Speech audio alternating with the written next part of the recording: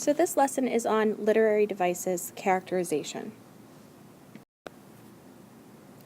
There are two types of characterization, direct and indirect.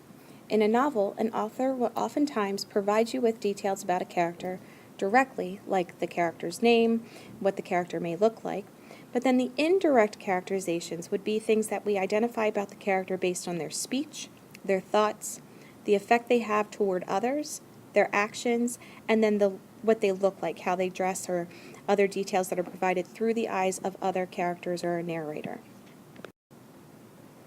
So you might be asking yourself, what's the big deal? Why do I need to study a fictional character, especially since we've been studying them since kindergarten?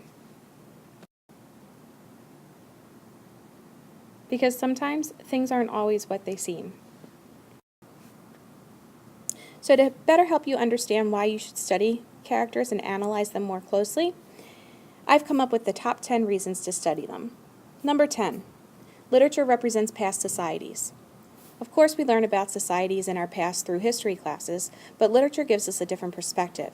Voices are heard that are not political, are not through government, and so we're able to see what the common man and woman experienced in certain times. Number 9, readers can visit unknown lands through characters. So we can travel to places that we didn't even know existed, and we can see things differently. Number 8, we can learn moral lessons on life. These are the same kind of things that we learned as children in a kindergarten and first grade classroom.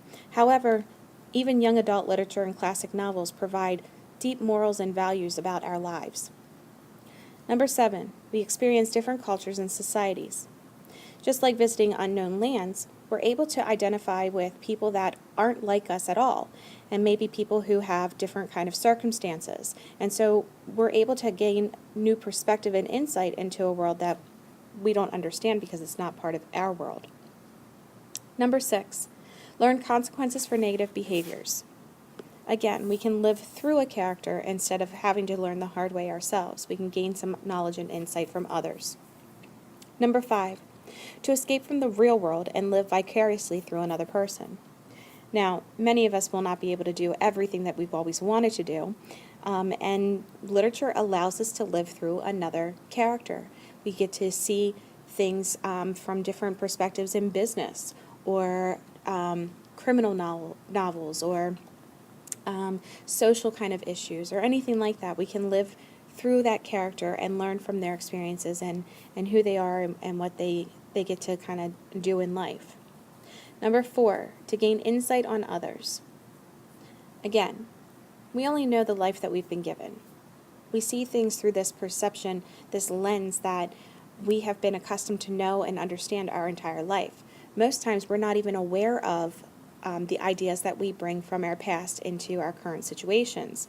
And so when we're reading literature, we get to see new insights on other individuals. We're not necessarily looking through our own personal lens as much as we're reading to find out about other people. Number 3, to see new options and choices. We don't know what we don't know. And so sometimes we're not aware of the different choices in the situation.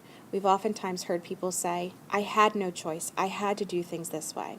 Well, a well-educated individual recognizes that there are multiple choices that can be made. And through reading literature, we learn what those other choices are. Number 2, to gain a new perspective on the life choices, morals, struggles, and values of others unlike you. So again, stepping away from oneself and looking at the greater picture. Why is a person making the choices that they make?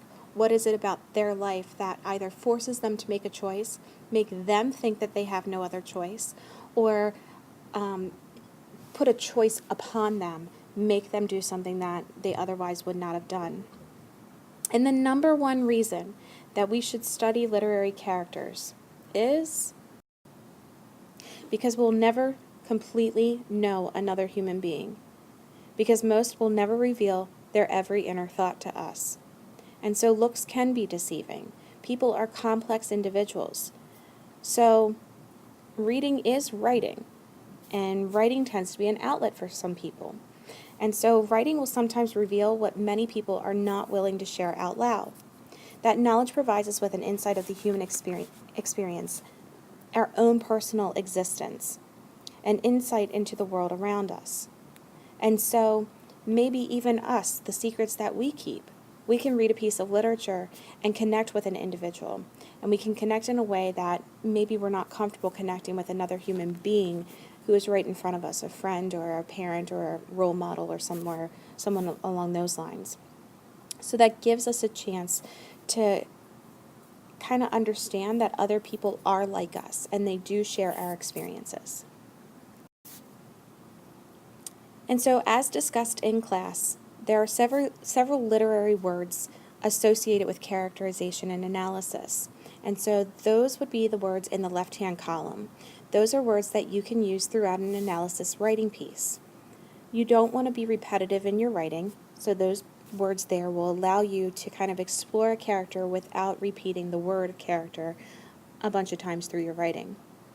Other descriptive, concise words are available in the next two columns.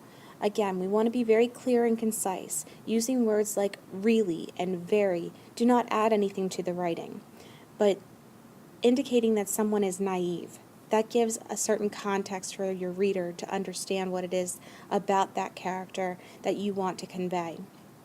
And so using these kind of higher level vocabulary words will help you with your own personal style of writing, will help you from being repetitive in your writing, and will really up the ante for your reader in understanding what it is that you are trying to convey to them. Thanks.